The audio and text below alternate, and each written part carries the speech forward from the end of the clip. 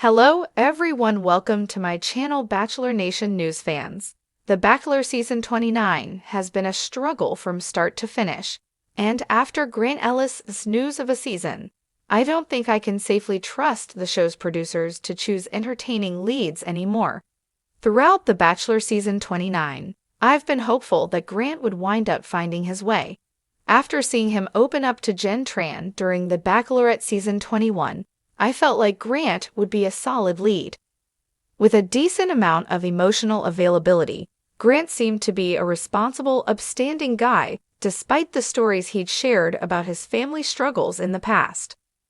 While Grant's behavior throughout Jen's season didn't always make me believe he'd be able to engage in a relationship born from the show's process, I also didn't feel like he was going to bolt at the first sign of feelings. Grant, for me, sat somewhere in the middle in terms of Bachelor leads. No one could compare to a Joey Graziadei or a Lowe, but Grant seemed like he'd sit in an upper tier of a Bachelor ranking, nowhere near a Juan Pablo Galevis or a Brad Womack. Unfortunately, Grant's boring, which is sometimes worse than being a villain. Grant's meant to be undeniably predictable, which has made it hard for anyone to really root for him. Bachelor producers chose Grant as a safe lead to follow the Jen fiasco. Although I was certain none of the guys on Jen's season would make a fantastic Bachelor, I was at least confident that Grant was the best choice out of the group. Unfortunately for the Bachelor franchise, Jen's difficult season set a tone that was going to be difficult to outrun no matter who took the lead. After The Bachelorette Season 21, the show needed a lead that was going to be safe, smart, and somewhat reserved to ensure things didn't go off the rails. While it would have been great to see a season of chaos, Bachelor producers played it safe. Grant's season has been boring and predictable. As predicted, Grant's been a boring Bachelor. This isn't necessarily a knock to Grant, though, because I've enjoyed him as a person. But it's clear that this season is meant to be far more stable than some other seasons have been in the past. Grant's meant to be undeniably predictable, which has made it hard for anyone to really root for him. As Grant's moved through the process, he's been emotionally vulnerable, he's opened up about his past, and he's been reserved with his feelings. This, unfortunately, makes him a predictable lead who I'm not having a great time following. I can't trust Bachelor producers to choose entertaining leads. Although I understand why the Bachelor producers chose to take this route, I'm so tired of the way they choose to tackle their issues. Bachelor producers face the same problem season after season, but they also try to use the same solutions to fix those problems without fail. It's baffling that they then don't understand why their seasons are predictable, why their drama is stale, and why their viewers aren't sticking around for more. Unfortunately for Grant, he's experiencing a difficult showing as a byproduct of poor decision-making, not from his own actions.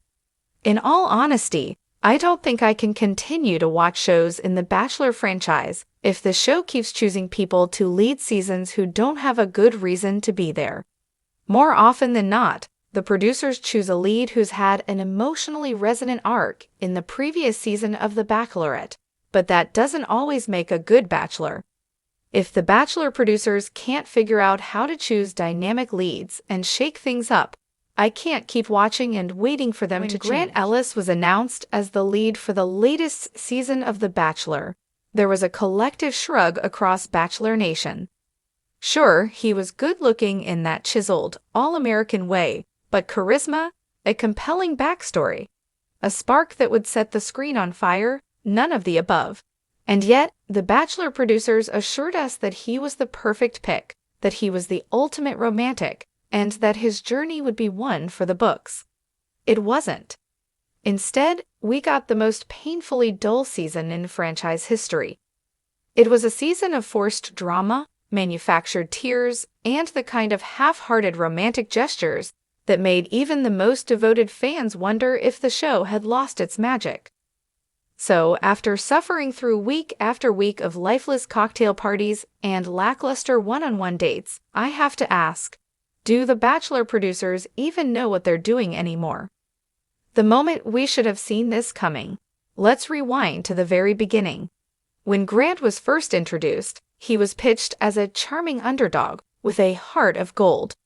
But even during his introductory segment, it was clear that he lacked the magnetism of past bachelors like Joey Graziadei or Matt James. He wasn't particularly funny, nor did he have that swoon-worthy presence that makes fans invest in a lead's love story. But the producers, in their infinite wisdom, pushed him on us anyway. Maybe they thought they could manufacture chemistry where none existed. Maybe they thought a group of dynamic, interesting women would make up for his lack of screen presence. Maybe they thought that Bachelor Nation would warm up to him over time. Spoiler alert, we didn't. A season defined by boredom. From night one, something felt off. The limo entrances, usually a highlight of any premiere, felt stilted and awkward. Instead of bouncing off the energy of the contestants, Grant seemed to stand there, nodding and smiling like a man waiting for his Uber. The group dates didn't help either. Remember the classic Bachelor moments like Hannah Brown's windmill confession, or Peter Weber getting slapped in the face by Kelly Flanagan during a pillow fight? Those were moments. Grant's season? Not so much. The dates were predictable. Think staged, spontaneous concerts, generic obstacle courses, and yet another round of let's create a wedding shoot and pretend it's cute. It was all painfully uninspired. Even the one-on-ones, which are supposed to showcase deep emotional connections, fell flat. There was no tension, no real vulnerability, just empty small talk. It became apparent that Grant's biggest personality trait was that he existed. The women deserved better. One of the most frustrating aspects of this season was watching how much the women carried the show. There were some absolute stars in this cast, women who were witty, engaging, and clearly ready to fall in love, and yet they were stuck competing for the attention of a man who seemed about as interested as someone flipping through a cable guide at 3 a.m. Take Lisa, for example. A fan favorite from the beginning, she had a sharp sense of humor and an undeniable spark. She had chemistry with almost everyone but Grant, and yet, week after week, she poured her heart out, only to be met with his glassy-eyed stares and half-hearted affirmations. Then there was Rachel, who actually tried to inject some life into the season by questioning whether Grant was even ready for a serious relationship. Rather than engaging in a meaningful discussion, he blinked at her like she had just asked him to explain quantum physics. It was infuriating. Manufactured drama couldn't save it.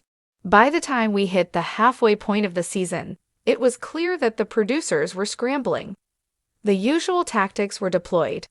Ex-girlfriends showing up out of nowhere, contestants mysteriously vanishing, dramatic previews that promised the most shocking finale in Bachelor history. None of it worked. Because the problem wasn't the drama, it was the lack of anything compelling at the center of it. The reason why past seasons of The Bachelor worked was because, even amidst all the chaos, there was a lead we cared about, a love story we could invest in, a sense of unpredictability. With Grant, we got none of that. No matter how many times Jess Palmer hyped up a game-changing moment, nothing ever truly happened. The finale that wasn't.